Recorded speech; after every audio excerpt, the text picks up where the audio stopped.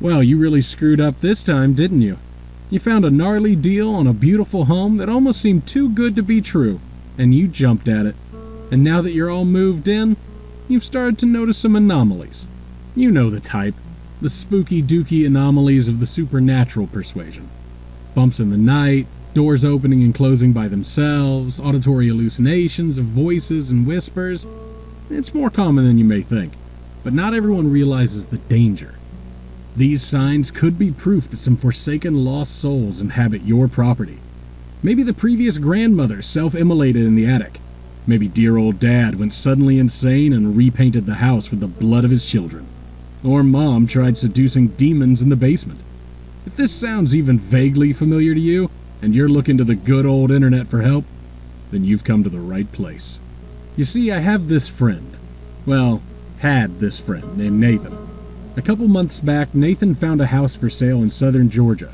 It was nestled along a remote stretch of woods just outside of Waycross. It was a historical area, an old colonial-style home just under 5,000 square feet, 6 bed, 6 bath with white picket fences and a dozen acres. The quintessential American dream house, by all accounts.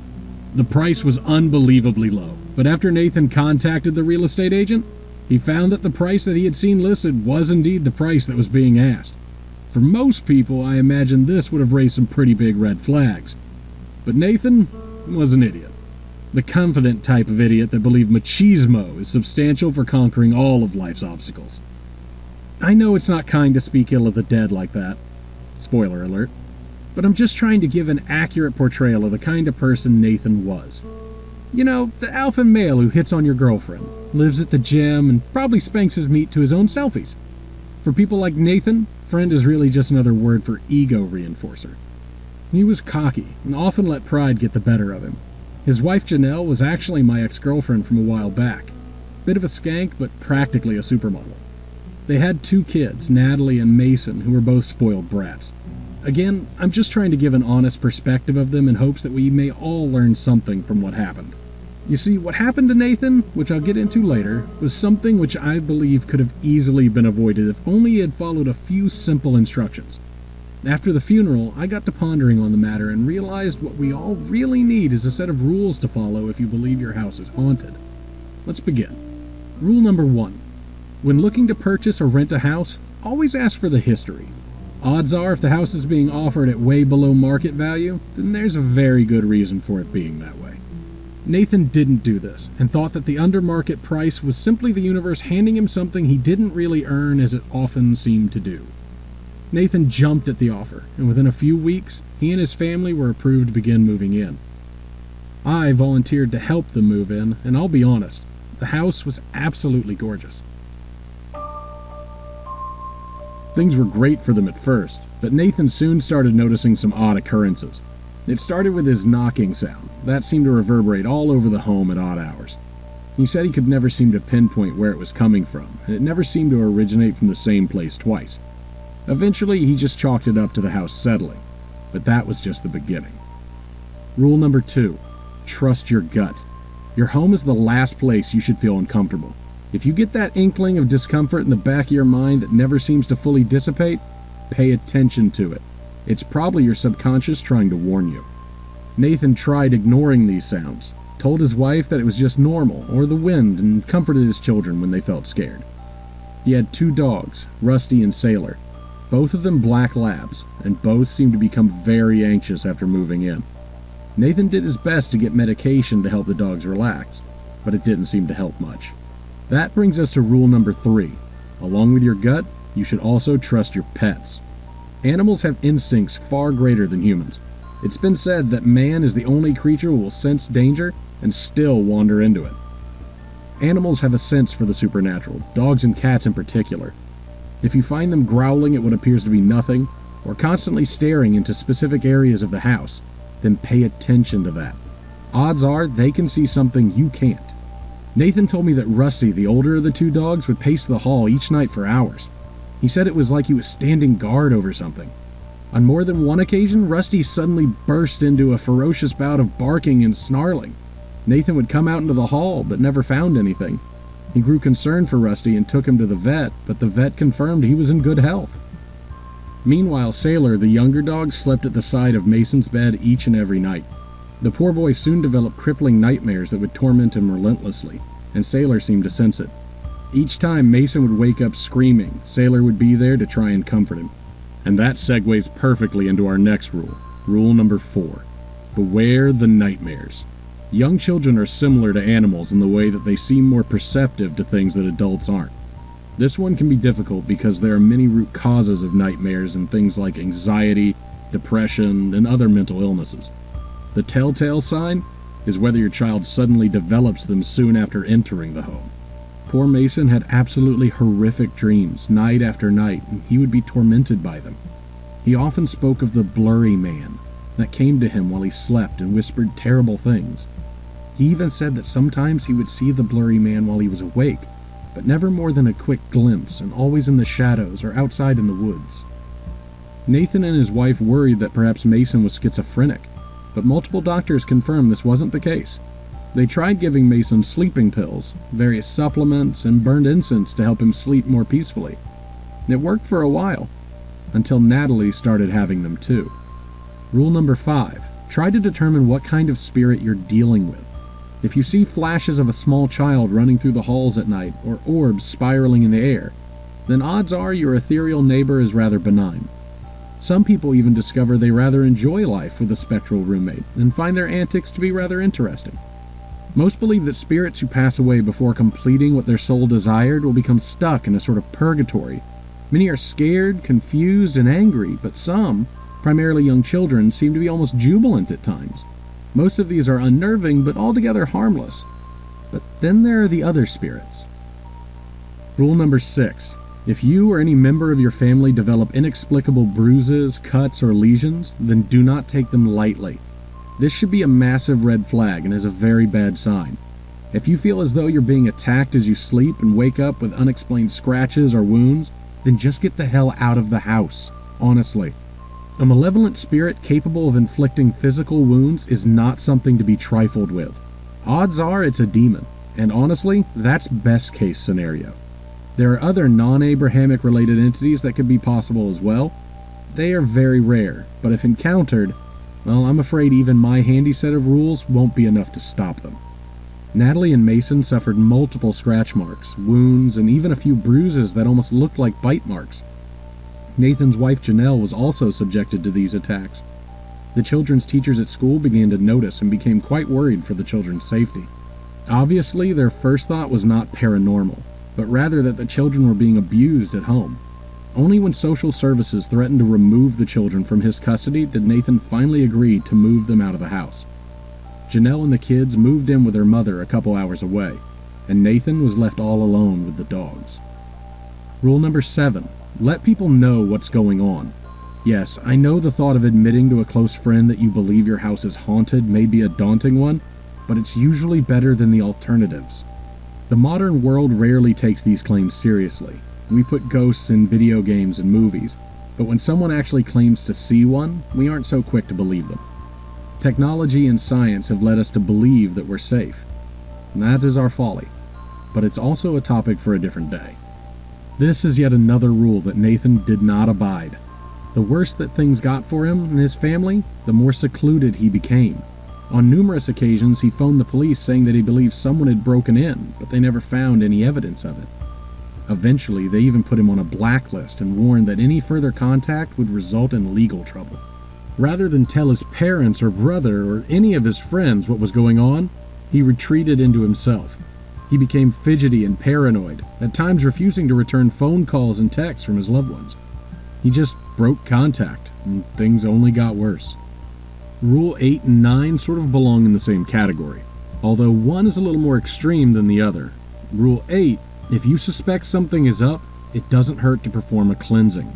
Like I said earlier, the modern world has little time to entertain the notion of ghosts and supernatural, but that shouldn't ward you off. If you're unsure about whether your home is being haunted or not, then a routine cleansing can do wonders for you. I'm willing to bet there are mediums and priests in your town that can get the job done. Even if you can't find anyone local, you can always go online and find instructions for yourself. It's not as effective that way, but it's better than nothing. Rule number 9. If you're really feeling as though you're in danger, get someone to perform an exorcism. It's the step that no one wants to take, but desperate times call for desperate measures. Priests and spiritual leaders are your go-to for these kinds of things.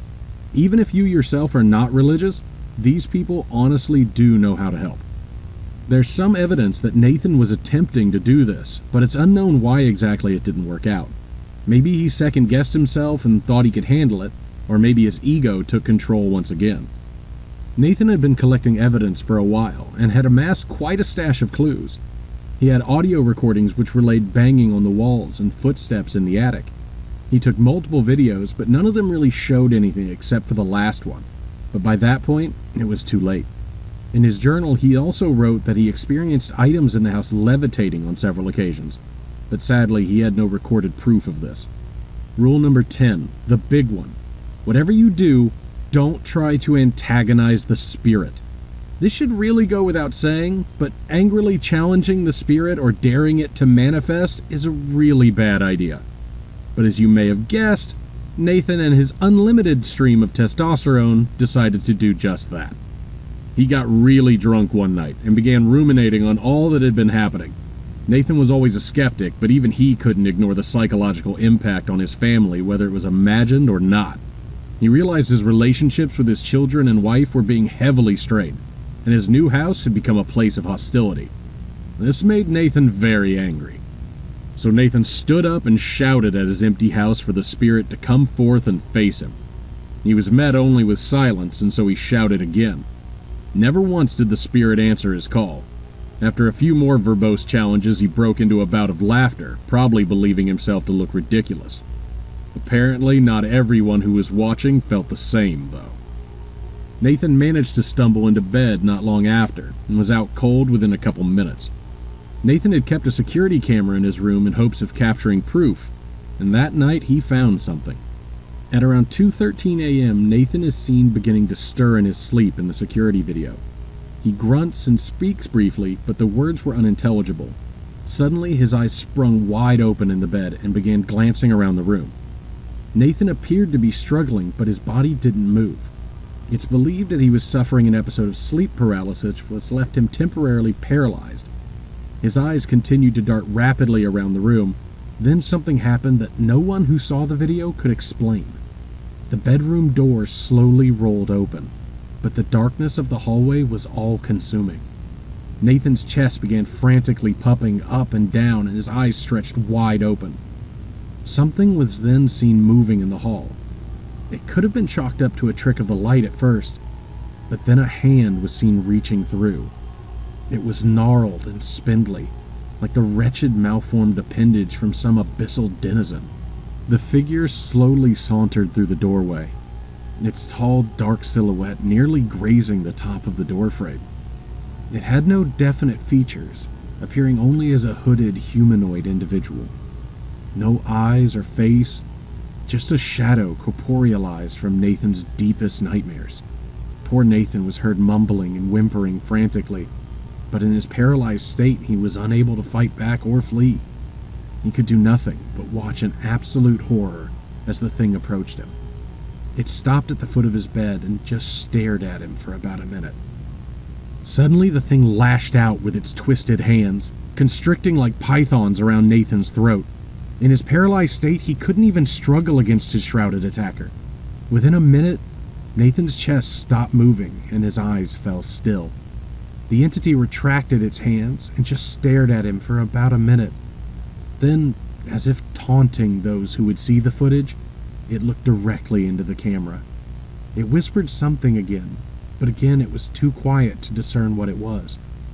Then, as quickly as it had appeared, It waltzed out of the room and vanished back into the darkness. Nathan was found by his wife Janelle a few days later, and she called the police. After an autopsy, Nathan was determined to have died via strangulation, much as what was shown in the video. Cops scoured the premises and found footprints from the intruder. However, the footprints were soon matched to a pair of Nathan's own boots. The police, of course, were not so quick to believe that Nathan was simply killed by supernatural forces. They conducted interviews with neighbors, friends, and family members, but none of them seemed capable or motivated enough to have done it. There were no signs of breaking and entering, and nothing had been stolen from the home. They came to me and conducted an interview as well, but of course, that was a futile effort. I mean, sure, the fact that Janelle was my ex-girlfriend was reason to suspect me, but I quickly dissuaded their accusations. Nathan was my friend, despite him not really being a good friend. What kind of friend bones your girlfriend behind your back anyways? I'm not bitter about it, though. At least, not as far as the police are concerned. My alibis were solid, and that's good enough for them.